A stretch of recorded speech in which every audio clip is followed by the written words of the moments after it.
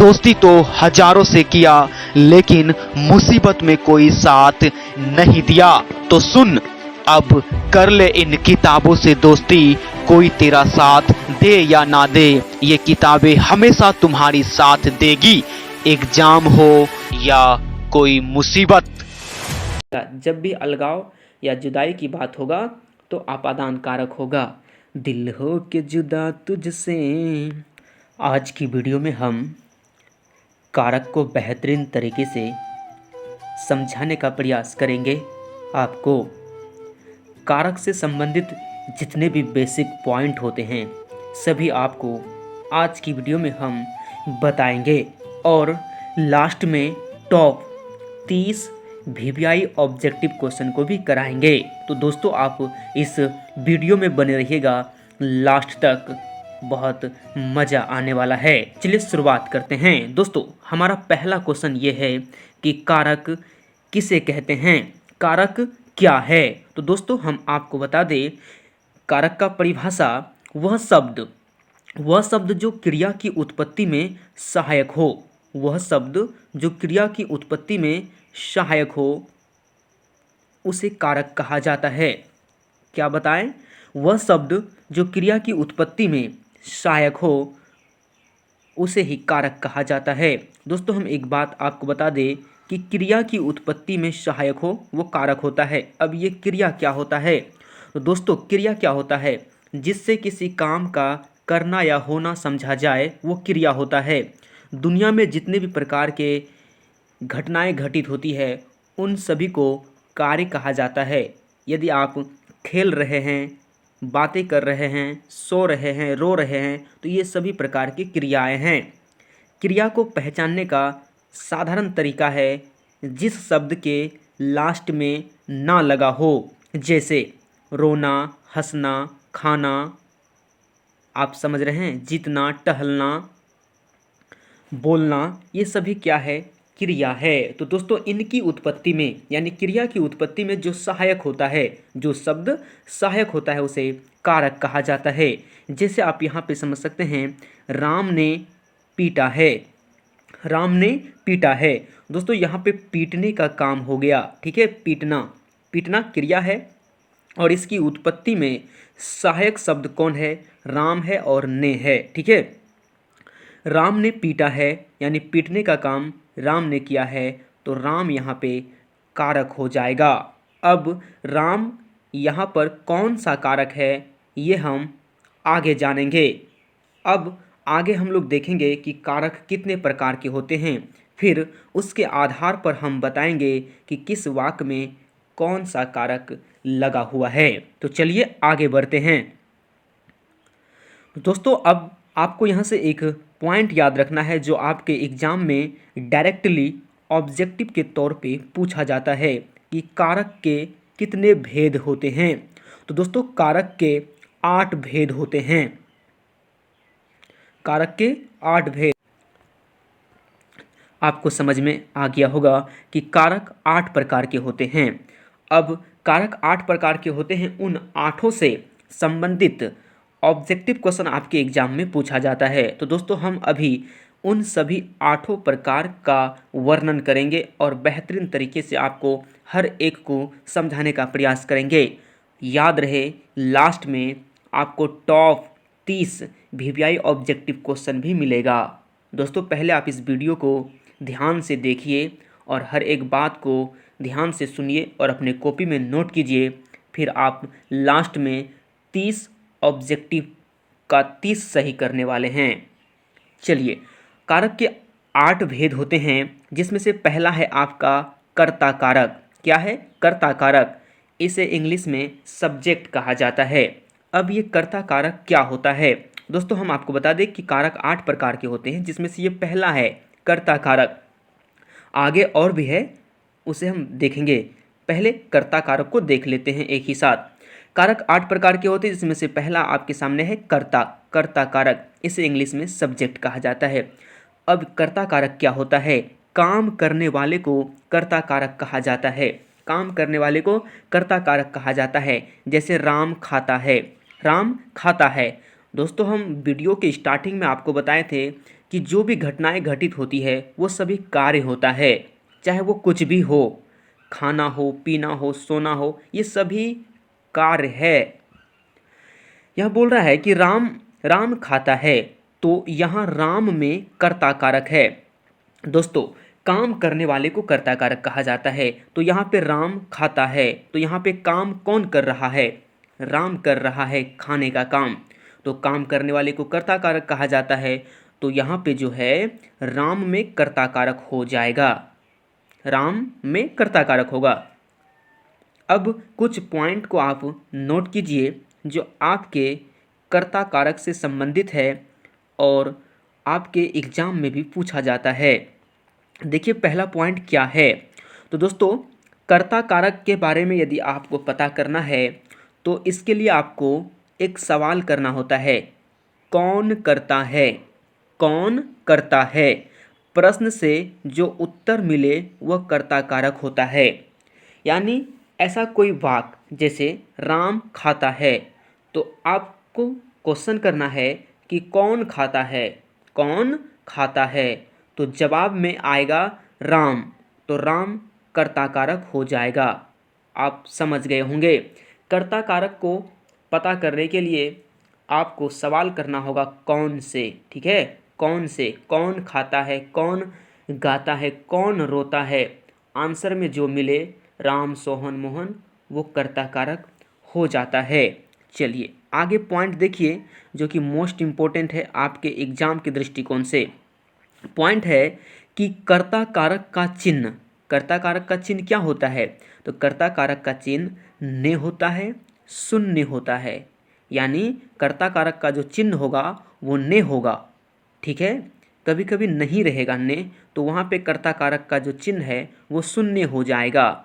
जैसे कि आप यहाँ से देख सकते हैं कि राम खाता है, यहाँ पे कर्ता कारक का जो चिन्ह है वो ने जो है यहाँ पे नहीं है, ठीक है? ने यहाँ पे नहीं है तो शून्य होगा। लेकिन यहाँ पे कर्ता कारक राम है, राम के साथ ने आता, लेकिन ने छुपा हुआ है। तो कर्ता कारक का चिन्ह ने होता है।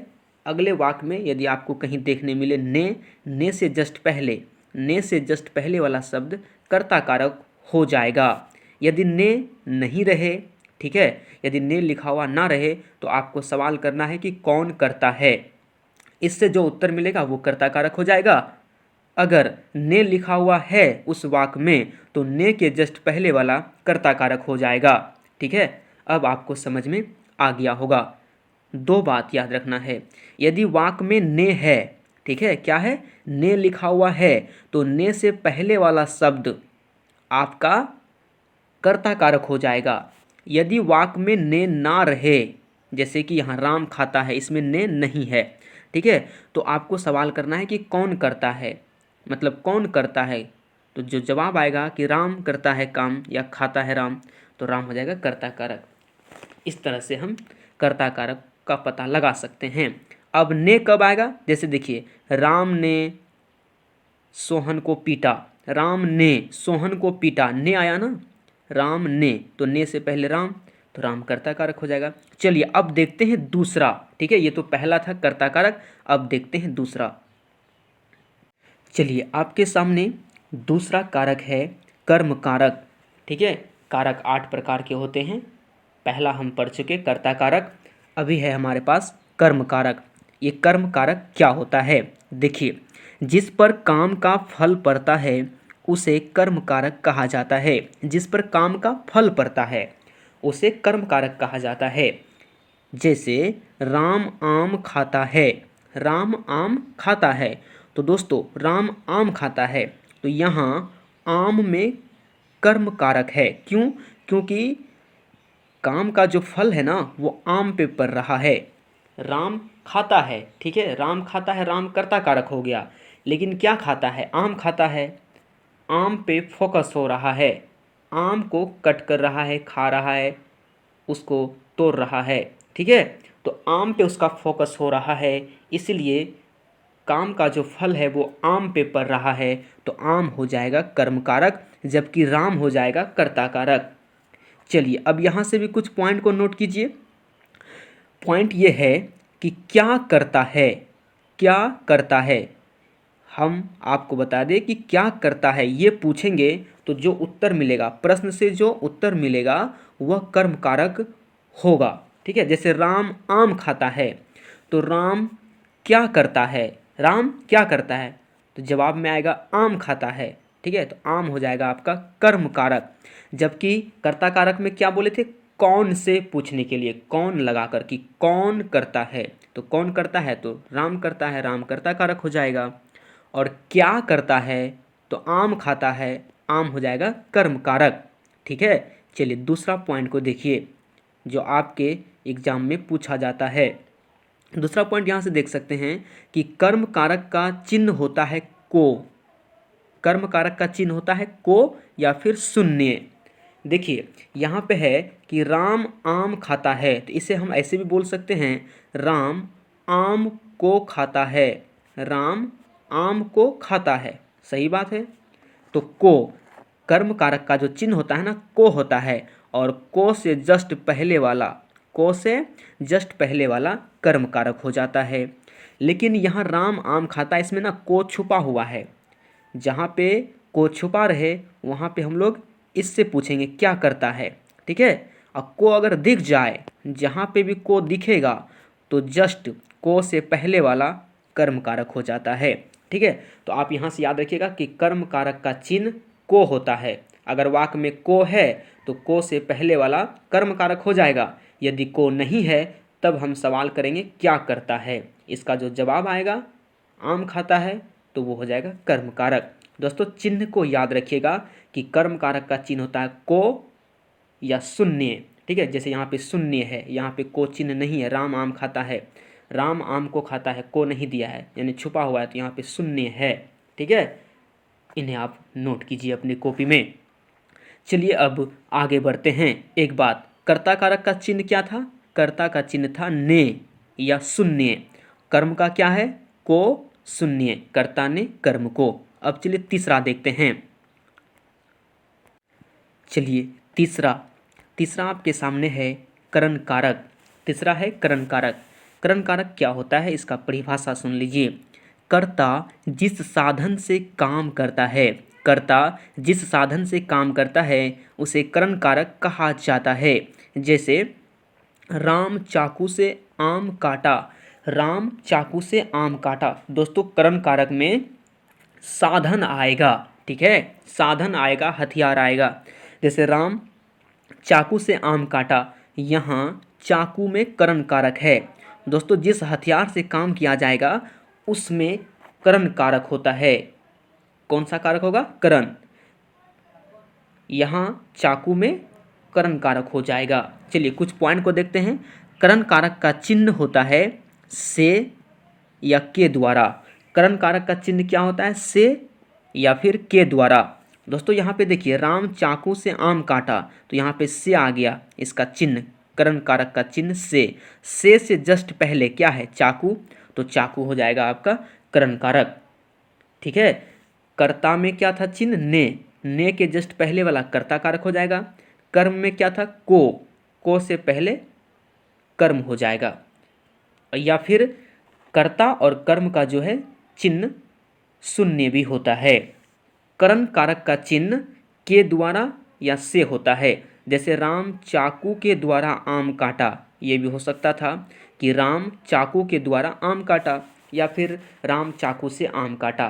दोस्तों जब भी हथियार की बात हो कि मोहन कुल्हाड़ी से पेड़ काटा, ठीक है, तो कुल्हाड़ी में आपका करण कारक हो जाएगा। चलिए आगे देखते हैं दोस्तों। ज़्यादा डिटेल में तो हम समझाने का प्रयास कर रहे हैं, लेकिन हम ये भी सोच रहे हैं कि आगे 30 क्वेश्चन भी कराना है, ज़्यादा समय हो जाता है इसे, इसलिए थोड़ा सा हम तेज़ी में चलेंगे समझाते हुए। आप समझने का प्रयास कीजिएगा। हम एक बात को 2 बार रिपीट नहीं करेंगे।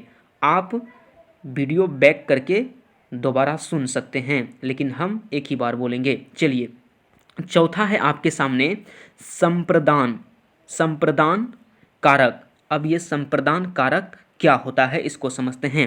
देखिए कर्ता जिसके लिए काम करता है, कर्ता जिसके लिए काम करता है उसे संप्रदान कारक कहते हैं। जैसे राम ने धर्म की रक्षा के लिए रावण को मारा। राम ने धर्म की रक्षा के लिए रावण को मारा। यहाँ देखिए धर्म की रक्षा के लिए रावण को मारा, तो यहाँ धर्म की रक्षा में संप्रदान कारक हो जाएगा।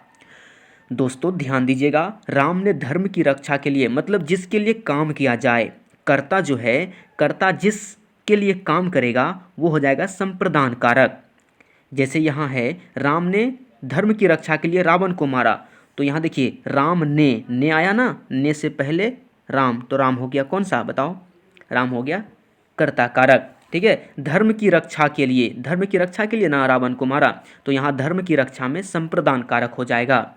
चलिए आगे एक पॉइंट देखिए कि आपका जो संप्रदान कारक का चिन्ह होता है वो होता है को, के लिए, को या फिर के लिए। यहाँ पे देखिए धर्म की रक्षा के लिए आ गया ना, के लिए से जस्ट पहले क्या है, रक्षा, तो रक्षा में संप्रदान कारक है। ठीक है, चलिए अब देखते हैं पांचवा। 5 नंबर में है आपका आपादान कारक। अब ये आपादान कारक क्या होता है आप यहाँ से देख सकते हैं। आपादान कारक जिससे किसी वस्तु की जुदाई या अलगाव समझा जाए, जिससे किसी वस्तु की जुदाई या अलगाव समझा जाए उसे आपादान कारक कहते हैं। जैसे पेड़ से पत्ता गिरा, पेड़ से पत्ता गिरा, तो दोस्तों पेड़ से पत्ता गिरा इसका मतलब ये हुआ कि पेड़ से पत्ता हमेशा हमेशा के लिए जुदा हो गया। तो दोस्तों जब जुदाई की बात हो तो वहाँ पे आपादान कारक होता है। यहाँ पेड़ में आपादान कारक है, मतलब जिससे जुदा होगा ना, जिस चीज़ से जुदा होगा उसी में आपादान कारक होता है। जैसे गंगा हिमालय से निकलती है, गंगा हिमालय से निकलती है, तो हिमालय से निकलती है तो हिमालय में आपादान कारक हो जाएगा। यहाँ पे पत्ता पेड़ से गिरा तो पेड़ में आपादान कारक है। दोस्तों एक पॉइंट आप यहाँ पे नोट कीजिए, पॉइंट ये है कि आपादान कारक का चिन्ह, आपादान कारक का जो चिन्ह होता है वो होता है से। ठीक है, से पहले जो शब्द होगा उसमें आपका आपादान कारक होगा। आप यहाँ पे देख सकते हैं पेड़ से पत्ता गिरा, यहाँ पे से है, से जस्ट पहले पेड़ है, से जस्ट पहले क्या है, पेड़ है, तो दोस्तों पेड़ में हो गया आपादान कारक। आपादान कारक का चिन्ह से होता है, से के पहले वाला आपादान कारक होगा। ऐसा कोई वाक्य जिसमें से लिखा हो, जस्ट से के पहले आपादान कारक होगा। ठीक है, चलिए अब देखते हैं 6 नंबर। 6 नंबर है आपके सामने संबंध कारक। कौन सा कारक है, संबंध कारक है। इन्हें भी देखिए आप ध्यान से। संबंध कारक क्या है, जिससे एक शब्द का संबंध दूसरे शब्द से हो, एक शब्द का संबंध दूसरे शब्द से हो उसे संबंध कारक कहा जाता है। जैसे मैं भारत का नागरिक हूँ, मैं भारत का नागरिक हूँ यानी मेरा संबंध भारत से है। यहाँ भारत में संबंध कारक है। संबंध कारक का जो चिन्ह होता है, संबंध कारक का चिन्ह का के की होता है। जैसे मैं भारत का के जस्ट पहले क्या है, भारत है, तो यहाँ भारत में संबंध कारक हो जाएगा। दोस्तों यहाँ पे का है, का के जगह के की हो सकता है। संबंध कारक का चिन्ह होता है का के की।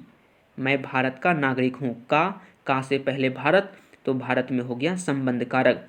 चलिए अब देखते हैं 7 नंबर का।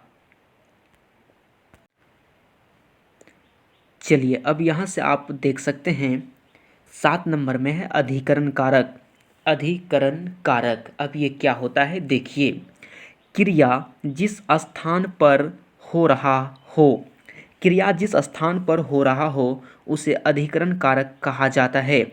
जैसे बच्चा खाट पर सो रहा है, तो सोने का जो काम है वो कहाँ पर हो रहा है, खाट पर यानी चारपाई पर हो रहा है। तो यहाँ खाट पर यानी खाट पर में अधिकरण कारक है। यानी कोई भी काम जिस स्थान पर होता है ना, कोई भी काम जिस स्थान पर होता है वहाँ अधिकरण कारक होता है। जैसे बच्चे मैदान में खेल रहे हैं, मैदान में खेल रहे हैं, तो मैदान जो है अधिकरण कारक में आ जाएगा। यहाँ पे आप देख सकते हैं जो ये अधिकरण है, अधिकरण कारक का जो चिन्ह होता है वो में या पर होता है। अधिकरण कारक का चिन्ह में या पर होता है। जैसे बच्चा खाट पर सो रहा है, तो पर के जस्ट पहले क्या है, खाट, तो खाट में हो जाएगा अधिकरण कारक। जैसे बच्चे मैदान में खेल रहे हैं, मैदान में आ गया, में से पहले मैदान, तो मैदान में अधिकरण कारक हो जाएगा। चलिए आप ये चिन्ह जरूर याद रखिएगा, एग्जाम में हूबहू पूछा जाता है। अधिकरण कारक का चिन्ह क्या होता है, में या फिर पर।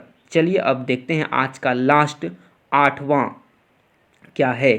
चलिए आगे बढ़ते हैं दोस्तों। 8वां आपके सामने आ गया है संबोधन कारक। कौन सा कारक, संबोधन कारक। अब ये संबोधन कारक क्या होता है इसको समझ लीजिए, आपका कारक खत्म हो जाएगा। फिर हम लोग देखेंगे ऑब्जेक्टिव क्वेश्चन टॉप 30 VVI। चलिए यहाँ से आप समझने का प्रयास कीजिएगा। यहाँ है संबोधन कारक। ये क्या होता है, तो दोस्तों पुकारने, चिल्लाने या संबोधित करने को संबोधन कारक कहा जाता है। किसी को पुकारने में, चिल्लाने में या किसी को संबोधित करने में जिस कारक का प्रयोग होता है उसे संबोधन कारक कहा जाता है। नाम से स्पष्ट है, संबोधित करना संबोधन कारक। जैसे अरे श्याम, हे भगवान, ये सब क्या है, संबोधन है। ठीक है, अब यहाँ से देख लीजिए आपका जो संबोधन कारक का चिन्ह है, हे, अरे, अजी, ये सब क्या है, संबोधन कारक का चिन्ह है। ठीक है, तो दोस्तों यहाँ तक हमने कारक क्या है, कारक के कितने भेद हैं और उन सभी का वर्णन को बहुत ही बेहतरीन तरीके से समझ चुके हैं और आपको सब कुछ पता चल गया है कि किस कारक का चिन्ह क्या होता है, उसको कैसे हम लोग समझ सकते हैं।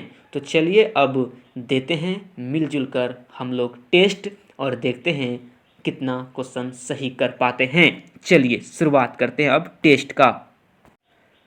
रुकिए ज़रा, टेस्ट देने से पहले कन्फ्यूजन पॉइंट को क्लियर करते हैं। कन्फ्यूजन पॉइंट को क्लियर करेंगे। दोस्तों अभी आपने देखा कि कर्म कारक का चिन्ह को, कर्म कारक का चिन्ह को या फिर शून्य होता है और संप्रदान कारक का चिन्ह को या के लिए होता है। ठीक है, इसमें भी को आ रहा है, इसमें भी को आ रहा है, यहाँ पे कंफ्यूज हो जाते हैं। ध्यान दीजिए, हम आपको कुछ बताने का प्रयास करते हैं। ट्रिक के माध्यम से आप इसे इस तरह से समझ सकते हैं कि जो आपका संप्रदान कारक है इसमें दान करने की बात होगी। ठीक है, दान, देखिए संप्रदान इसमें लिखा हुआ है दान। ठीक है, जब दान करने की बात हो तब उसे संप्रदान मानेंगे, बशर्ते उसका भी चिन्ह को है और कर्म का भी को है, लेकिन कर्म में दान करने की बात नहीं आएगा। ठीक है, तो चिन्ह किसी वाक्य में को हो तो उसके लिए संप्रदान कारक मारेंगे और कर्म कारक मारेंगे। ठीक है, लेकिन ध्यान देंगे यदि दान करने की बात हो रही है तब वहाँ पे संप्रदान होगा को रहने पर। ठीक है, चलिए अब लगाते हैं टेस्ट। पहला क्वेश्चन आपके सामने आ चुका है। क्वेश्चन क्या कह रहा है इसे सुनिए जरा। बोलता है वह जन्म का भिखारी है। इस वाक्य में का किस कारक की विभक्ति है? दोस्तों आप बताइए, हम आपको बताए थे अभी तुरंत कि का के की किसका होता है, संबंध कारक का। जैसे मैं भारत का नागरिक हूँ तो संबंध कारक ऑप्शन ए सही हो जाएगा। चलिए देखते हैं क्वेश्चन नंबर 2 को। दोस्तों ये सभी क्वेश्चन आपके एग्जाम में पूछा गया है। देखिए क्वेश्चन नंबर 2 क्या कह रहा है। क्वेश्चन नंबर 2 है कि मुझे अपनी कमाई से खाना मिलता है।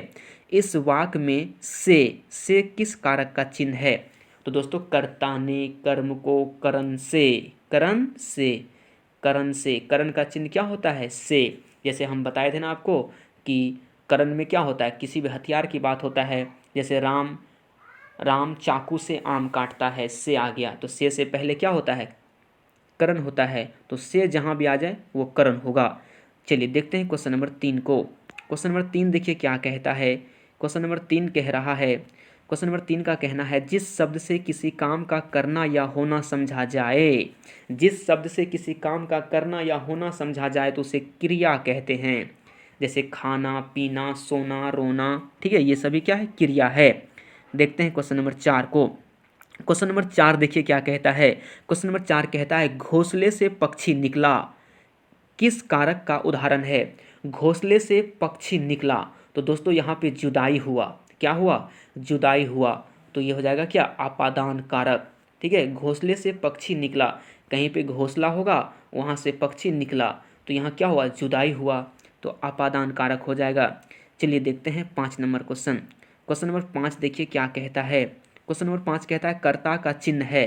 तो दोस्तों कर्ता का चिन्ह क्या होता है, कर्ता ने या फिर शून्य, तो ऑप्शन ए सही हो जाएगा। चलिए क्वेश्चन नंबर 6 को देखिए।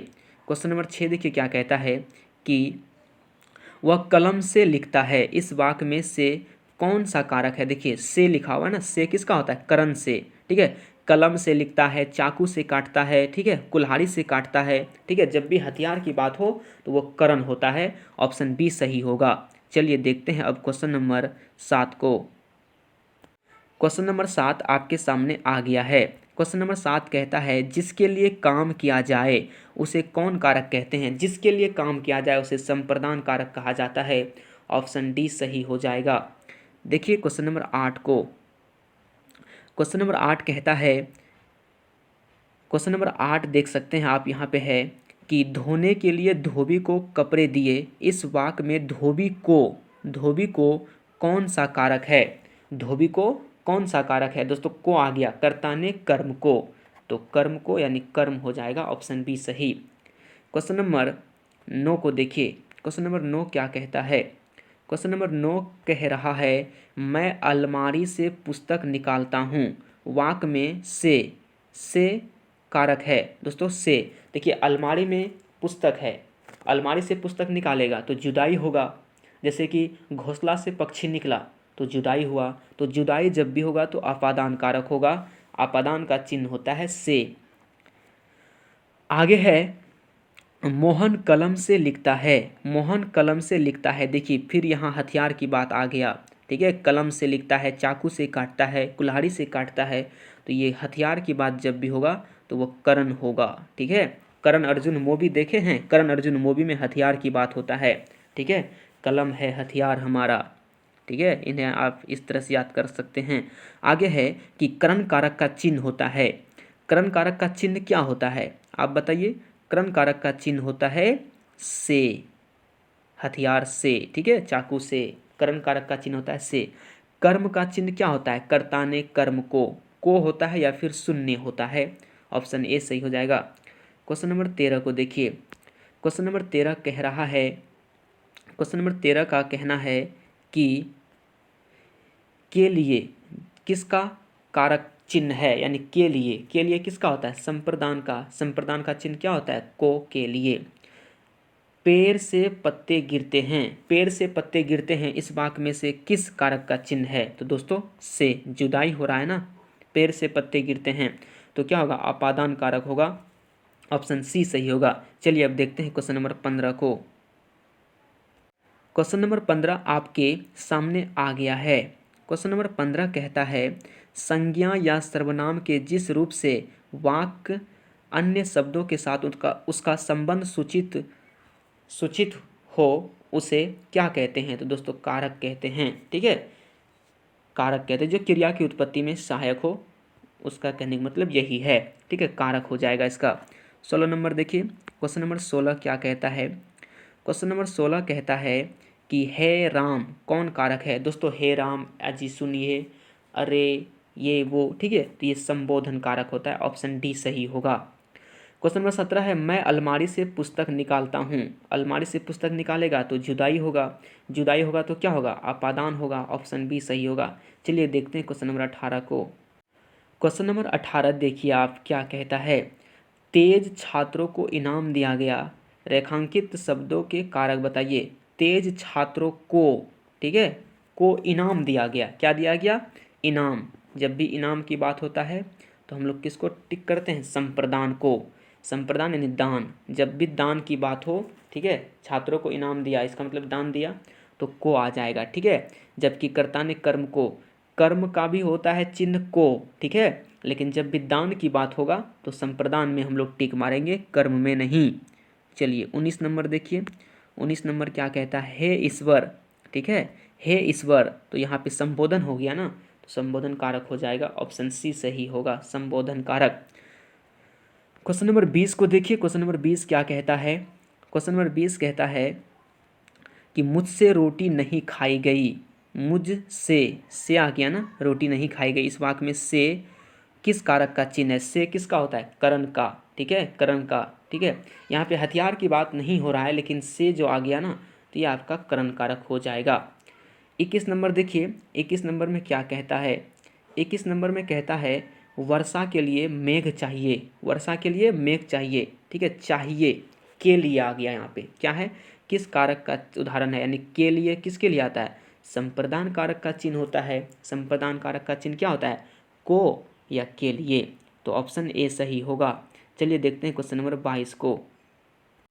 क्वेश्चन नंबर 22 आपके सामने आ चुका है। क्वेश्चन नंबर 22 है कि अधिकरण कारक की अभिव्यक्ति है, यानी अधिकरण कारक है, अधिकरण कारक का जो चिन्ह होता है वो क्या होता है, तो अधिकरण का होता है में पर, क्रिया जिस स्थान पर हो रहा हो उसे अधिकरण कारक कहते हैं।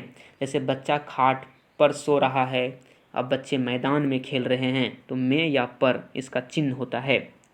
आगे है क्वेश्चन नंबर 23, हरि मोहन को मारता है, हरि मोहन को मारता है किस कारक का उदाहरण है, तो यहाँ पे को आ गया ना, तो को किसका होता है, कर्म कारक का, कर्ता ने कर्म को, ऑप्शन सी सही हो जाएगा। चलिए 24 को देखते हैं। क्वेश्चन नंबर 24 देखिए, क्वेश्चन नंबर 24 क्या कहता है, क्वेश्चन नंबर 24 कहता है कि संज्ञा या सर्वनाम के जिस रूप से किसी के लिए कुछ करने अथवा देने का बोध हो उसे क्या कहते हैं, दोस्तों देने का बोध, ठीक है, दान, ठीक है, दान करना होता है, संप्रदान हो जाएगा, दान देना, ठीक है। आगे 25 नंबर में देखिए क्या कहता है, क्वेश्चन नंबर 25 कहता है कि, क्वेश्चन नंबर 25 को ध्यान से समझिए कि गीता भिखारी को भिक्षा देती है, फिर यहाँ पे देने की बात हो गया तो दान, संप्रदान हो जाएगा।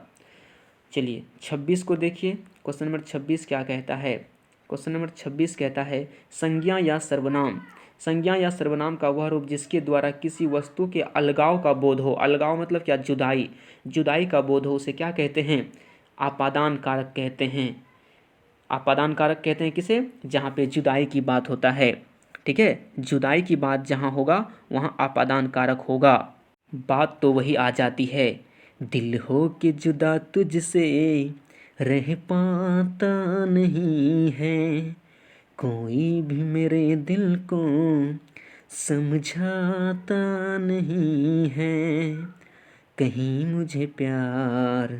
चलिए क्वेश्चन नंबर 27 को देखिए, क्वेश्चन नंबर 27 कह रहा है कि गंगा गंगोत्री से निकलती है, फिर आ गया यहाँ पे जुदाई की बात, ठीक है, गंगा गंगोत्री से निकलती है, यानी यहाँ पे है गंगा गंगोत्री और गंगोत्री से गंगा नदी निकलती है, ठीक है, जुदाई हो रहा है ना, तो आपादान कारक हो जाएगा, जब भी अलगाव या जुदाई की बात होगा तो आपादान कारक होगा, दिल हो के जुदा तुझसे।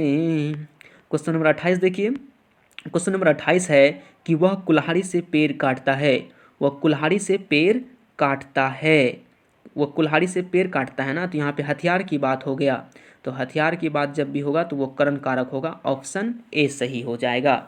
अब क्वेश्चन नंबर 29 को देखिए, क्वेश्चन नंबर 29 क्या कहता है, और आज का ये लास्ट क्वेश्चन है, इसका जवाब आपको कमेंट में बताना है, ठीक है, कमेंट जरूर करना है। क्वेश्चन आपको हम समझा देते हैं, राम ने श्याम को बुलाया, राम ने श्याम को बुलाया, इस वाक्य में को किस कारक की विभक्ति है, यानी को जो है को किस कारक की विभक्ति है, ऑप्शन में है कर्म कारक, करण कारक, संप्रदान कारक, संबंध कारक, ठीक है। इन 4 ऑप्शन में से जो सही है आप उन्हें कमेंट में ज़रूर लिखिएगा। तो मिलते हैं नेक्स्ट वीडियो में, तब तक के लिए बाय बाय।